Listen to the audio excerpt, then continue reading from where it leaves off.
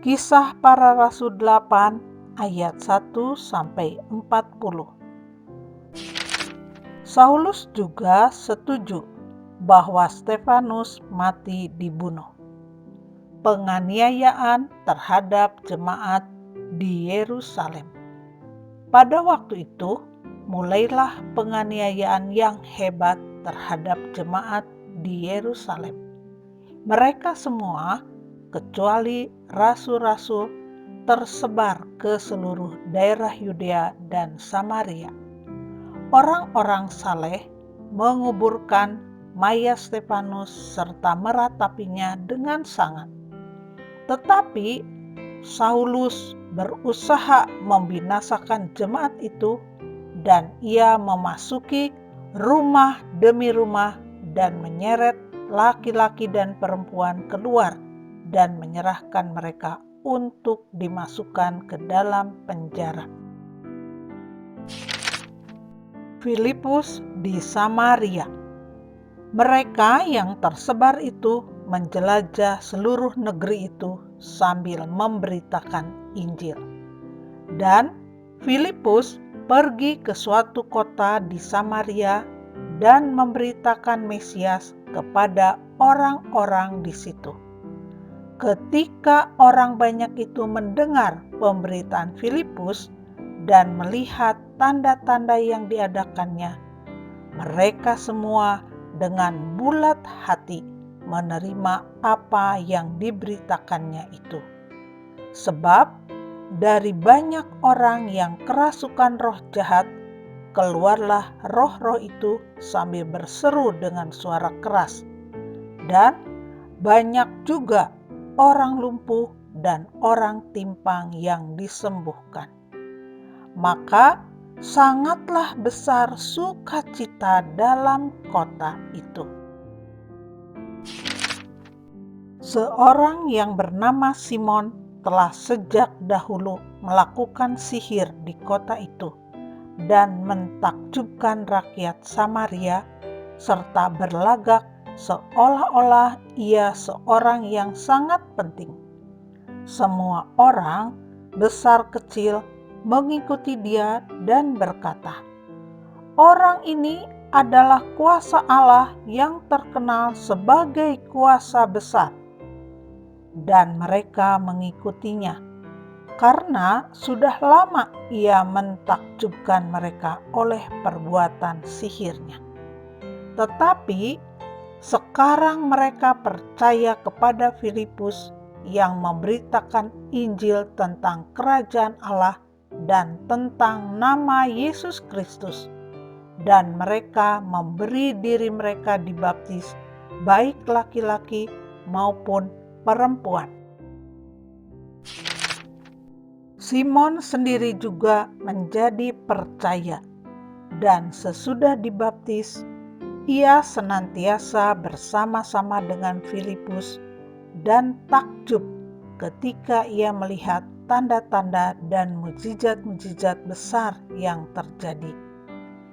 Ketika rasul-rasul di Yerusalem mendengar bahwa tanah Samaria telah menerima firman Allah, mereka mengutus Petrus dan Yohanes ke situ. Setibanya di situ, kedua rasul itu berdoa supaya orang-orang Samaria itu beroleh Roh Kudus. Sebab Roh Kudus belum turun di atas seorang pun di antara mereka, karena mereka hanya dibaptis dalam nama Tuhan Yesus. Kemudian keduanya menumpangkan tangan di atas mereka, lalu mereka menerima Roh Kudus. Ketika Simon melihat bahwa pemberian Roh Kudus terjadi oleh karena rasul-rasul itu menumpangkan tangannya, ia menawarkan uang kepada mereka serta berkata, "Berikanlah juga kepadaku kuasa itu, supaya jika aku menumpangkan tanganku di atas seseorang, ia boleh menerima Roh Kudus." Tetapi Petrus berkata kepadanya, "Binasalah kiranya uangmu itu bersama dengan engkau, karena engkau menyangka bahwa engkau dapat membeli karunia Allah dengan uang. Tidak ada bagian atau hakmu dalam perkara ini, sebab hatimu tidak lurus di hadapan Allah. Jadi bertobatlah dari kejahatanmu ini dan berdoalah kepada Tuhan, supaya Ia mengampuni niat hatimu ini. Sebab kulihat bahwa hatimu telah seperti empedu yang pahit dan terjerat dalam kejahatan." Jawab Simon, "Hendaklah kamu berdoa untuk aku kepada Tuhan, supaya kepadaku jangan kiranya terjadi segala apa yang telah kamu katakan itu." Setelah keduanya bersaksi dan memberitakan firman Tuhan, kembalilah mereka ke Yerusalem, dan dalam perjalanannya itu mereka memberitakan Injil dalam banyak kampung di Samaria. Sida-sida dari tanah Etiopia.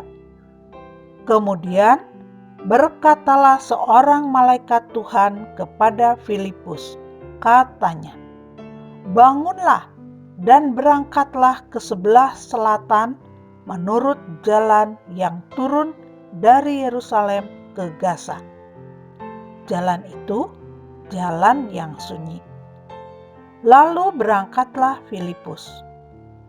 Adalah seorang Etiopia, seorang sida-sida, pembesar dan kepala perbendaharaan Sri Kandake, Ratu Negeri Etiopia, yang pergi ke Yerusalem untuk beribadah. Sekarang orang itu sedang dalam perjalanan pulang dan duduk dalam keretanya sambil membaca kitab Nabi Yesaya. Lalu kata Roh kepada Filipus, "Pergilah ke situ dan dekatilah kereta itu." Filipus segera ke situ dan mendengar sida-sida itu sedang membaca kitab Nabi Yesaya. Kata Filipus, "Mengertikah Tuan apa yang Tuan baca itu?" Jawabnya, "Bagaimanakah aku dapat mengerti kalau tidak ada yang membimbing aku?" Lalu ia meminta Filipus naik dan duduk di sampingnya. Nas yang dibacanya itu berbunyi seperti berikut. "Seperti seekor domba ia dibawa ke pembantaian, dan seperti anak domba yang keluh di depan orang yang menggunting bulunya, demikianlah ia tidak membuka mulutnya. Dalam kehinaannya berlangsunglah hukumannya. Siapakah yang akan menceritakan asal-usulnya? Sebab nyawanya diambil dari bumi." Maka kata sida-sida itu kepada Filipus, "Aku bertanya kepadamu, tentang siapakah Nabi berkata demikian? Tentang dirinya sendiri atau tentang orang lain?" Maka mulailah Filipus berbicara dan bertolak dari nas itu, ia memberitakan Injil Yesus kepadanya. Mereka melanjutkan perjalanan mereka dan tiba di suatu tempat yang ada air. Lalu kata sida-sida itu, "Lihat, di situ ada air.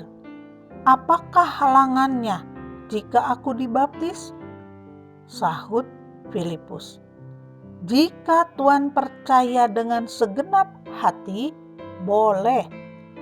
Jawabnya, "Aku percaya bahwa Yesus Kristus adalah Anak Allah.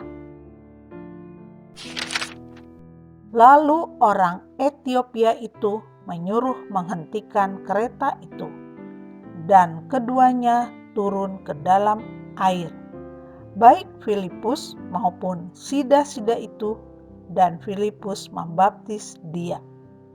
Dan setelah mereka keluar dari air, Roh Tuhan tiba-tiba melarikan Filipus, dan sida-sida itu tidak melihatnya lagi. Ia meneruskan perjalanannya dengan sukacita. Tetapi ternyata Filipus ada di Asdod. Ia berjalan melalui daerah itu dan memberitakan Injil di semua kota sampai ia tiba di Kaisarea.